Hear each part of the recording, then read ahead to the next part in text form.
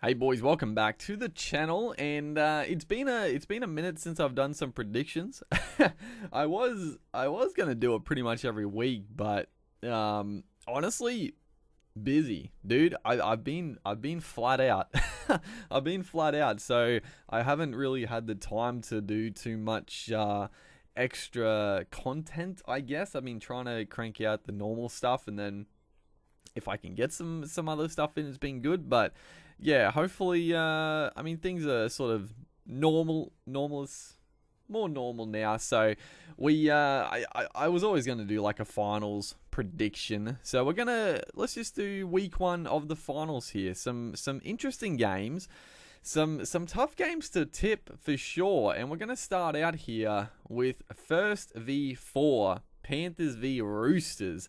Now, boy oh boy, we are coming into this game with just just incredible form differences. The Panthers, obviously, they've lost one game all year. That's incredible. That's remarkable for sure. And then the Roosters, obviously, they were coming in very strong, and then they got absolutely pumped by the Rabbitohs last week, and the Rabbitohs lost to the freaking Bulldogs. They lost to the Bulldogs the week before. So the form, the tipping, everything has been just absolutely whack recently. Yeah, tips in the last couple of weeks have been just a nightmare. But Roosters v Panthers, I'm gonna say this right off the cusp, and I know this is gonna be a controversial tip, and I think it's gonna go against probably 90% of people. But I'm gonna go with the Roosters. I actually think the Roosters are gonna win this game. I know, coming off that thumping, it's gonna leave some mental scars for sure. And I don't know. There's a few things here. I just think the Roosters team, they're obviously getting quite a few players back. They are losing Jake Friend, which is again another huge loss. But Joey Manu comes in. Lindsay Collins, Isaac Liu, and Brett Morris. They're big inclusions for sure. The Panthers, on the other hand, they're getting back their full strength. And I mean, the Panthers, as good as the Panthers have been, they've had a good run of injuries. Let's just say that I can't really remember them having an injury. There's been the odd niggle. I mean, Isaiah Yeo has been out concussed a couple of weeks. Appy has been out a couple of weeks here and there. But honestly, the Panthers have been pretty unscathed through injury. So it's not surprising that they've gone so well. Most teams have had some pretty rotten luck with injuries. The Panthers have pretty much scathed through. So, they it's going to be, honestly, I'm excited for the game. I think it's going to be pretty fiery. I think it's going to be very intense.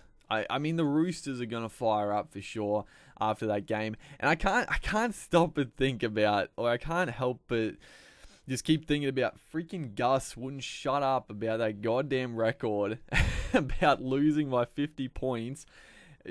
A team has never gone on to win the comp. And I don't think the Storm are going to win the comp, but I just think they're gonna beat the Panthers. So I'm tipping the Roosters. I'm tipping the Roos here. Again, I think it's it's not a controversial pick, because I mean, you look at the Roosters team and you're like, it's an incredible outfit. The only reason why everyone is tipping the Panthers is because of their form and the fact the Roosters got absolutely pumped the week before. But on paper, it's hard to really split the difference here. The Roosters have more injuries for sure.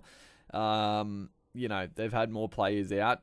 But I mean, their team is still very good. So I'm tipping the Roosters. I'm tipping the Roosters in a tight one. This is not going to be a big scoreline either way. I think it's going to be very tight for either team. But I just feel like the Roosters, it definitely wasn't a plan to lose last week by that much, but I think they're gonna come out. They're gonna come out fired. They're gonna come out fired up for sure. So I'm tipping the Roosters.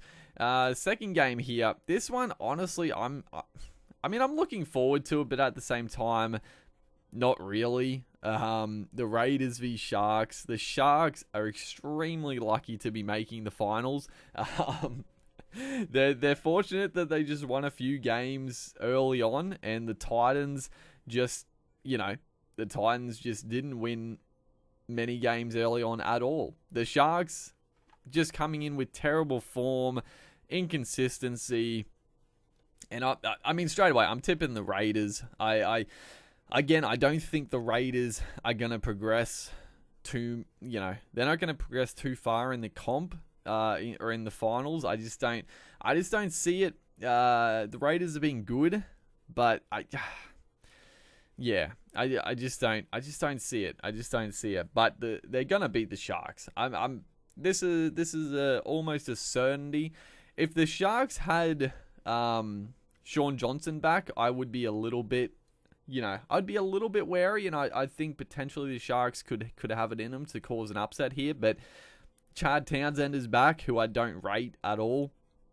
Connor Tracy has been pretty solid, but yeah, without Sean Johnson, they've looked pretty terrible. Let's just say that. And I mean, Johnson has been easily, in my opinion, the Sharks' best player when he's on the pitch. He's had one of his better seasons in a long, long time. He's played tough. He's played creative. He's set up plenty of tries. And I've been mighty impressed with Sean Johnson this year. And it's no surprise that the Sharks have been inconsistent. And it's because Sean Johnson has been, as of late, he's been out injured for a good chunk of the year now. So, without Sean Johnson, absolutely no chance. The Raiders are going to win this one. And they should win it. They should win it pretty comfortably, I would think. The Sharks have points in them, but they can't defend. They can't defend. The Raiders are going to score some points, and the Raiders' defense is obviously a lot better than the Sharks. So this game. This is probably your certainty tip of the week in my opinion. Next up, we have the Storm v Eels. Now, again, this one, I'm gonna tip the Storm straight off the bat here. I think the Storm will win, and they should win. But it's not a certainty. I mean, the Eels are a team that play with confidence. They can have some shockers, and they can have some absolutely incredible performances. A big one here is Dylan Brown is back in the team, and this is massive because honestly, without Dylan Brown, the Eels have looked pretty pedestrian. Mitchell Moses, I think, has been I think it just goes to show how good Dylan Brown is, and I think it goes to show slightly how overrated Mitchell Moses is, because without Brown, Moses doesn't really have he just doesn't really have the creativity, which is strange to say because Moses is a very off the cusp player. He's more of an attacking style playmaker, but I just feel without Dylan Brown in this team, the Eels just don't have the points in them, which is weird. So I think, with Brown back in the team, and I'm not saying Moses has, been playing badly this year. He's been pretty solid, but I think without Dylan Brown, Moses just doesn't quite flourish like he should. And Jai Field has been pretty solid for them, but it's a massive inclusion to have him back for this game. But I mean, the Storm, they're coming in good form. They've rested players, which, I mean, there's obviously the potential for the drawback of resting players that they might come in a little bit, off the pace. But the Storm aren't a team like that. They're going to come in ready to go. I mean, you look at the game last week against the Dragons, and they almost won that game. They probably should have won that game with a second string reserve grade outfit. And you're like, some of these players that haven't played all year, first game they play in the NRL, and they look as fresh as ever.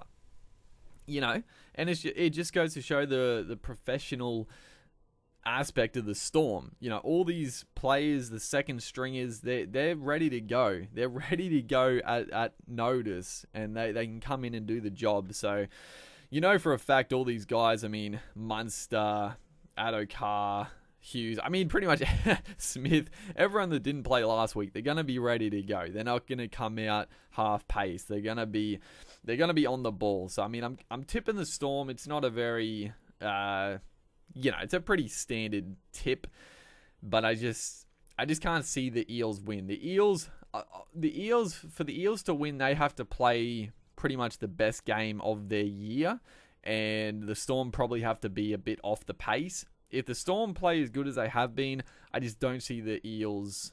I can see them matching it, but I just feel the Storm are just going to have that little extra class and just class and go for it. I think their forward pack, it matches up pretty well, the forward pack, but the Storm, geez, they got a good pack, dude. It's strong. It's a very strong pack, and I mean the bench of Smith and Fasuama Ali just add that extra punch. I mean, the Eels bench, Kane Evans has been okay. Niokore has been pretty good. Davey is solid. Will Smith is, he's only played a couple of games. He did get the match winner, but I just don't see that strength off the bench that I do with the Storm. So Storm in this one.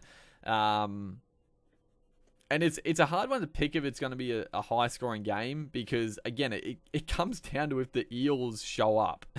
And it's not so much show up because they did finish in third. So they have shown up, but it's just a matter of if they play their best footy because they can be off the boil. And then we move on to again, this is a weird game.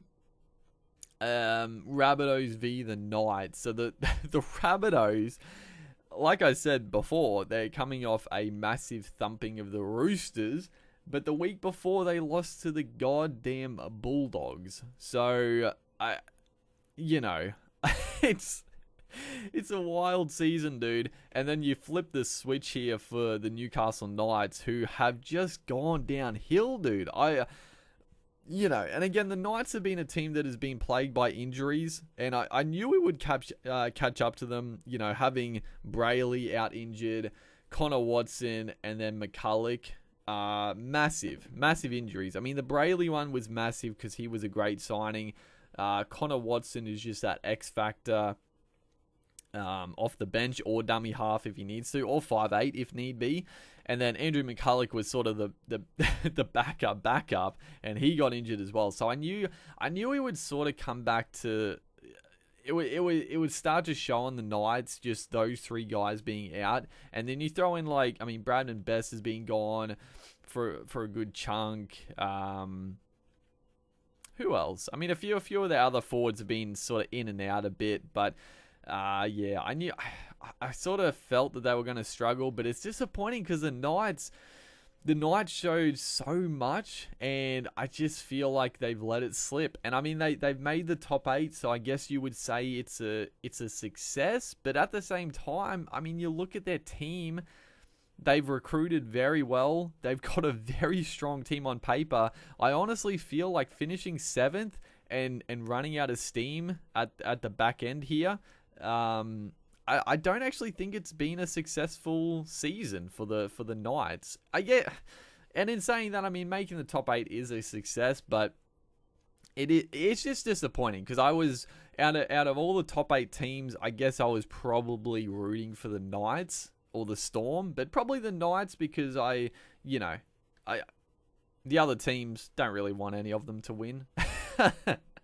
But the Knights, it was a feel-good story. They were starting to turn things around, and I just feel like they peaked a bit too early, and they're on the way downhill. Not as bad as the Sharks. The Sharks have just made up the numbers. I feel like the Knights potentially, and in saying this, I mean the Knights could beat the Rabbitohs here. So I'm talking like they've already lost, but the Knights could cause an upset. And the big thing here, for the Rabbitohs is no Latrell Mitchell. Now, Corey Allen has been exceptional for the Rabbitohs, but with Mitchell being out, I honestly thought the Rabbitohs would finish a bit weaker. And, I mean, they did lose against the Bulldogs, but then they, obviously, last week was sort of an anomaly. But the problem with the Rabbitohs is that without Latrell and that X factor, they lose so much attack. Now, Cody Walker is the key. So if teams just shut down Cody Walker, which is tough to do, it's tough to do. I mean, every tip sheet obviously is going to be like shut down Cody Walker, and the Rabbitohs don't have that much left. Unless Cook is on absolute fire, which he started to find a bit of form, and I think that's definitely improved the Rabbitohs. But Cook has been a bit off this season in general. I don't know why. Maybe it's just because he played so well last couple of years. He just seems a bit out of form, but he definitely isn't playing as good as he has. So I mean, if Cody Walker gets shut down, like, you know, that's how you beat the Rabbitohs. So yeah, and I mean, I look at the forward packs. I actually think the Knights have a better forward pack than the Rabbitohs. Jaden Sewer being back for this game is a massive inclusion. I think he's probably been the unsung hero for the Rabbits. He's been just incredible. I've loved watching him play. I look forward to his Queensland debut at the end of the year. But you know, I know I was talking like the Knights have let me down, but I see the Knights coming out with a sneaky win here against the runner play, but I can't tip them. I'm tipping the Rabbitohs. I just think they're coming in with such confidence now, and you know, they're coached by Wayne Bennett. He knows how to play the finals. I think you can just sort of tell with the Knights, Adam O'Brien, you can see the frustration there. You can see the frustration, and that doesn't usually bode well going forward.